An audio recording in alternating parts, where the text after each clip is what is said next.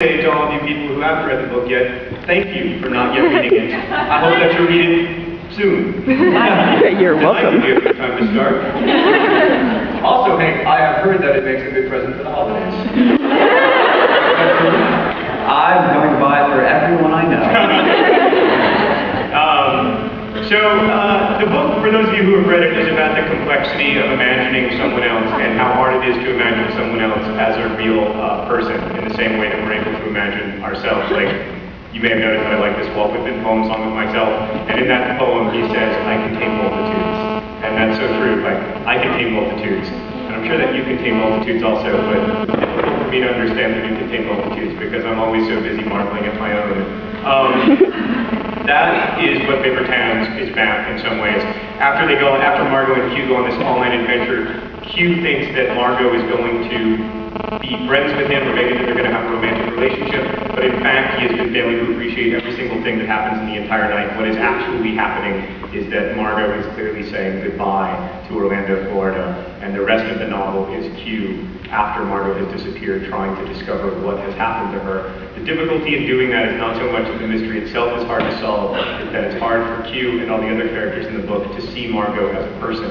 Margot's last name is Spiegelman. That's a German word. It means mirror maker, like the dude in the German village who wasn't the cabinet maker or the cobbler, the guy who made the mirrors was the Spiegelman, and Margot is the Spiegelman in the book.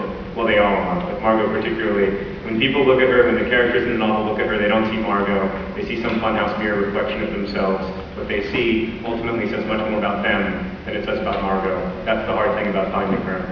But I'm going to go read from earlier than that. Because if you've read the book, I'm going to say this in a non-spoilery way, you know that the book is about the relationship between the world we draw, the maps we draw, and the world that is. And the way when we change the world we draw, we change the world that exists. And I don't mean that in like a secret-y Oprah way, like you can take it away out of Parkinson's or something, but I do think, possible.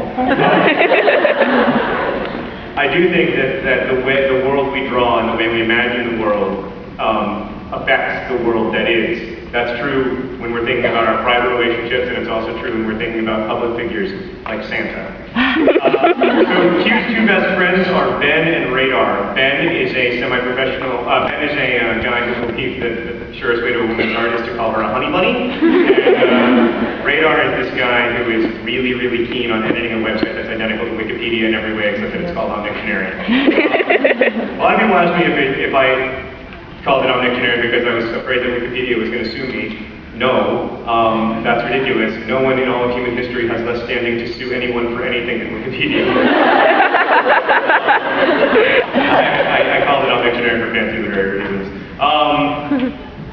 So I'm going to read a part. So Radar has a date to prom, which is surprising, as any Wikipedia editor can tell you.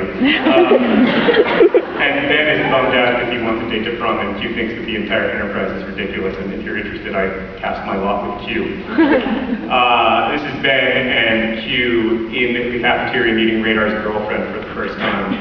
The walls of sound felt like they were closing in on us, and we were silent for a while, and then Ben looked at me very seriously and said, I'm going to get so much play in college.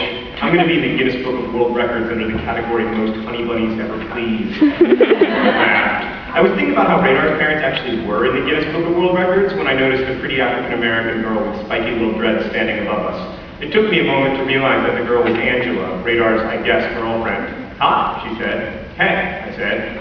I'd had classes with Angela and I knew her a little, but we didn't say hello in the hallway or anything. I motioned for her to sit. She scooted a chair to the head of the table. I figure you guys probably know Marcus better than anyone, she said, using Radar's real name. She leaned toward us, her elbows on the table.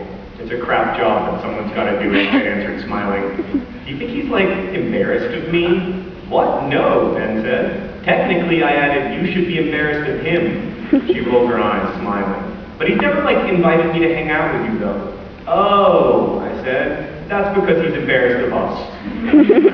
You seem pretty normal. You've never seen Ben snort Sprite up his nose and then spit it out of his mouth. So, but really, you wouldn't worry. I mean, we've been dating for 5 weeks and he's never even taken me to his house.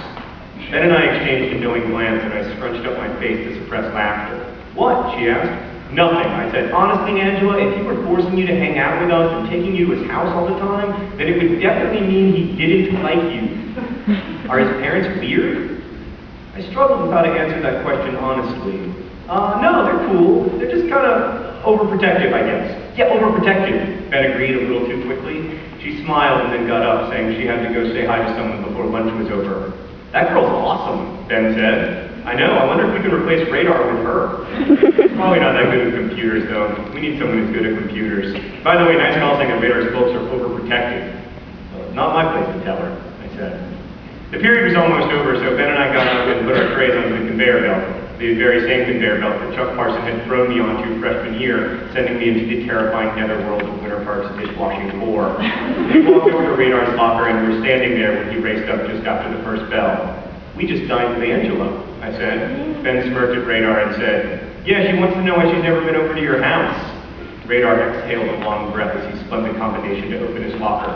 He breathed for so long I thought he might pass out. Crap, he said finally. Are you embarrassed about something? I am. Shut up, he answered. You live in a lovely home, I said. Seriously, bro, I haven't been. She's a nice girl. I don't see why you can't introduce her to your parents and show her Casa Radar. Radar threw his books into his locker and shut it. The din of conversation around us quieted just a bit as he turned his eyes toward the heavens and shouted, "It is not my fault that my parents own the world's largest collection of Black Santas!" And I have to tell you, when I was writing that line, I never thought that it would elicit cheers. I never imagined enough people for there to be cheers to elicit them.